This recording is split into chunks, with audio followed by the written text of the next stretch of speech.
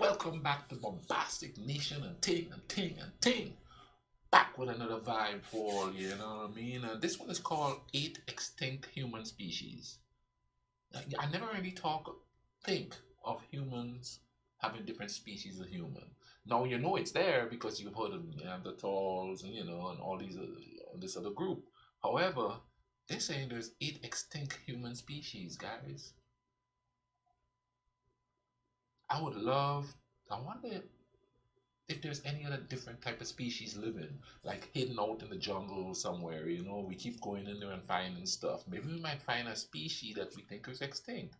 Let's go ahead and YouTube and simmer and see what the eight species of us is like. From the first hominin species suspected of advanced thought to one of the best known prehistoric humans, here are 8 extinct human species. Before we begin, be sure to subscribe to They Will Kill You. Hit the like button and request any topics you'd like to learn about in the comments section below.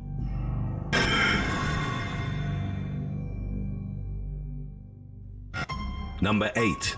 Homo naledi. In 2013, about 1,500 fossil specimens of this extinct human species were found in the Rising Star Cave Complex about 31 miles northwest of Johannesburg in South Africa. They were the remains of Homo naledi, males and females of different ages.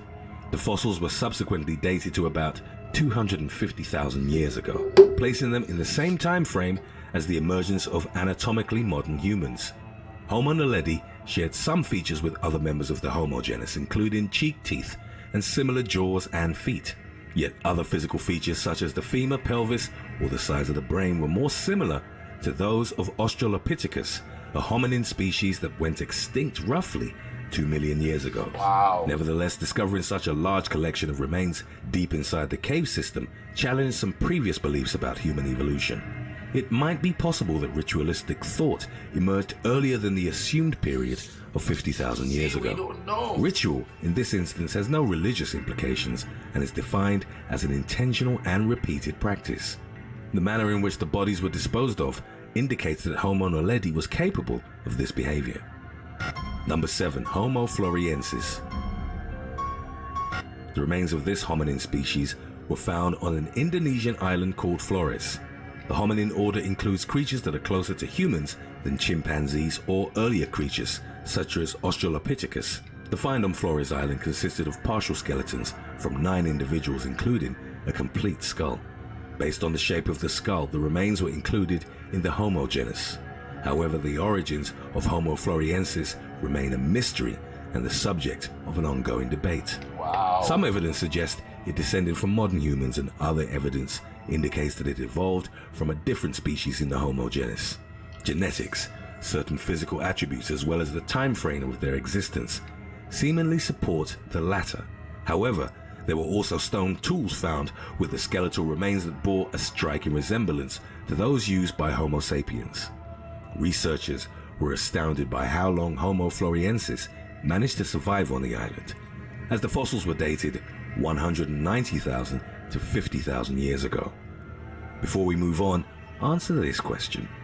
What's a common... I think it's egotistical of us to think that we are far advanced than they are. Taking into consideration the conditions for which they live, can we, as we are now, as modernized as we are, can we go back there and survive? Will that survival instinct take place, or will we become extinct too? nickname for Homo floresiensis in the scientific community?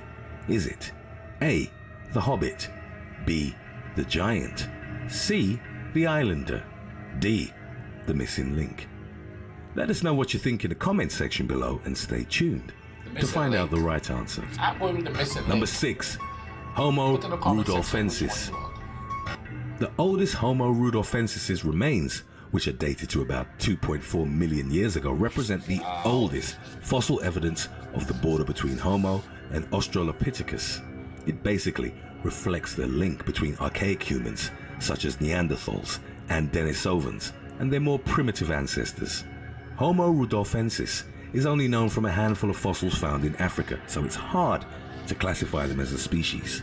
That being said, There have been proponents in the scientific community that it should be considered as part of Homo habilis. Number 5. Homo habilis. This extinct human species is believed to have been the first to emerge in the Homo genus.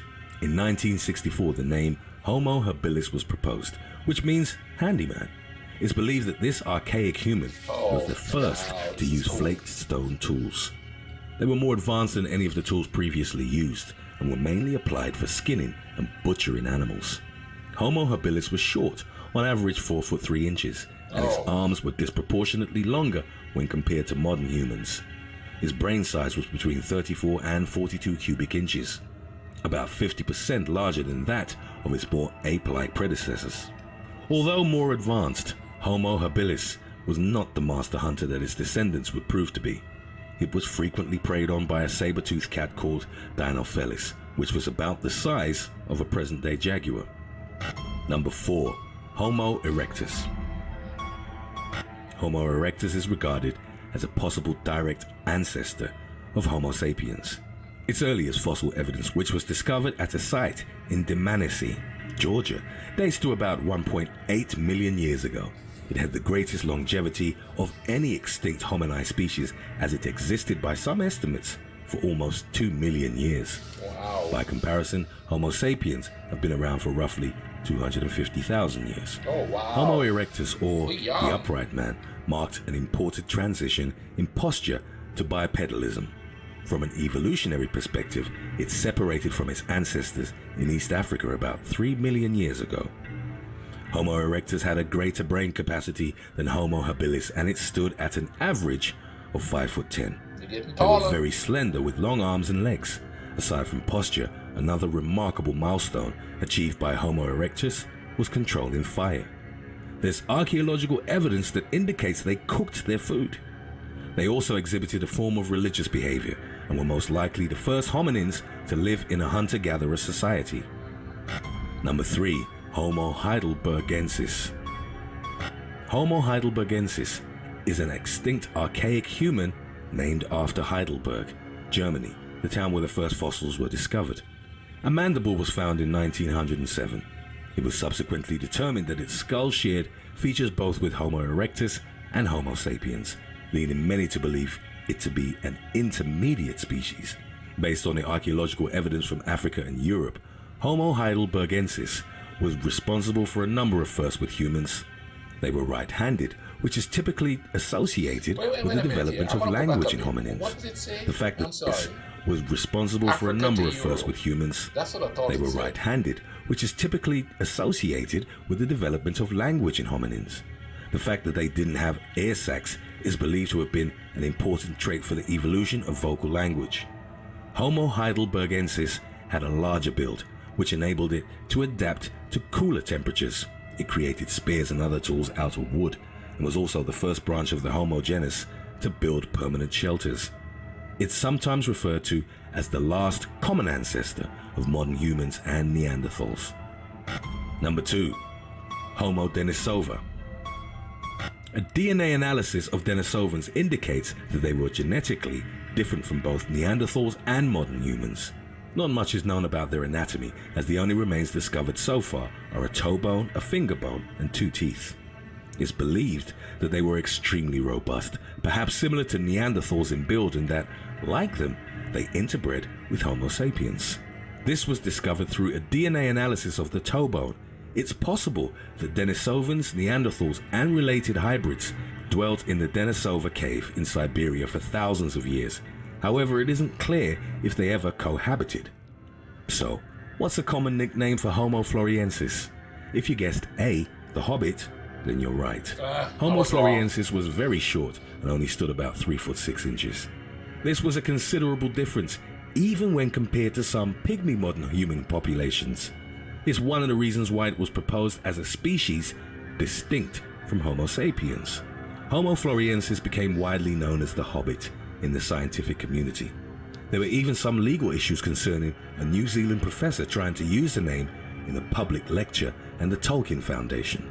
The legal body manages the property of J.R.R. Tolkien, the writer who authored The Hobbit, and they told the professor he couldn't use the name. Number 1. Homo neanderthalensis. Homo neanderthalensis, commonly known as the Neanderthal, inhabited Eurasia from 400,000 to 40,000 years ago. They were eventually assimilated or replaced by Homo sapiens. There's been growing evidence that anatomically modern humans or Homo sapiens and Neanderthals interbred. This most likely happened after the former migrated out of Africa about 70,000 years ago. This is reflected in the genome of certain populations. The earliest known modern human in Europe was found in a cave in Romania, and it had craniofacial features similar both to Neanderthals and modern humans.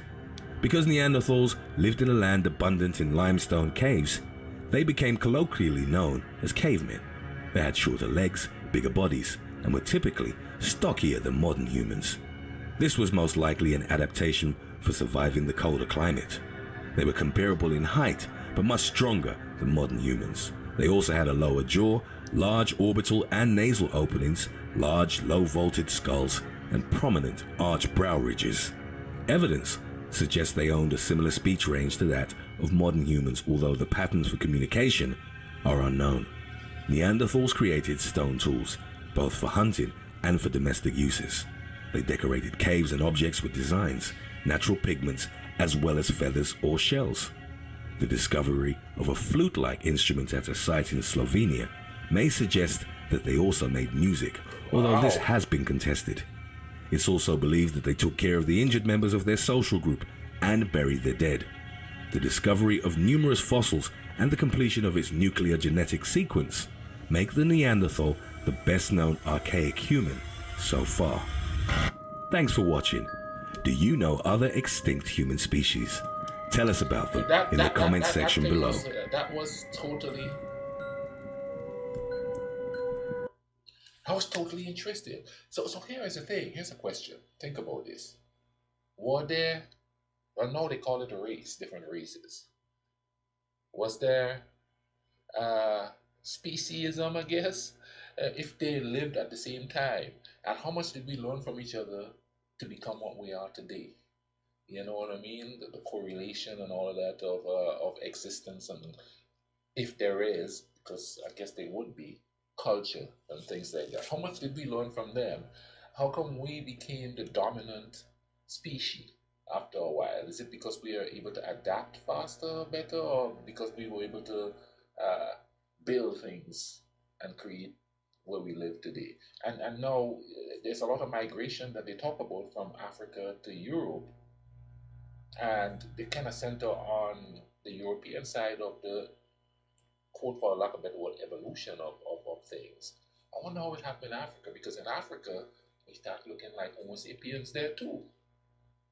So was it interbreeding, or was it just a natural evolution of things, you know, to catch up, or you know what I mean, or to compete, or whatever you want to call it? I don't know, man, but that's something I'm gonna have to do some more research and find out what's going on there with that, man. I hope you guys enjoy this. I'm gonna put a link to this video in the description. Go in there, check out this channel. This channel has got some cool stuff. The channel is called They Will Kill You.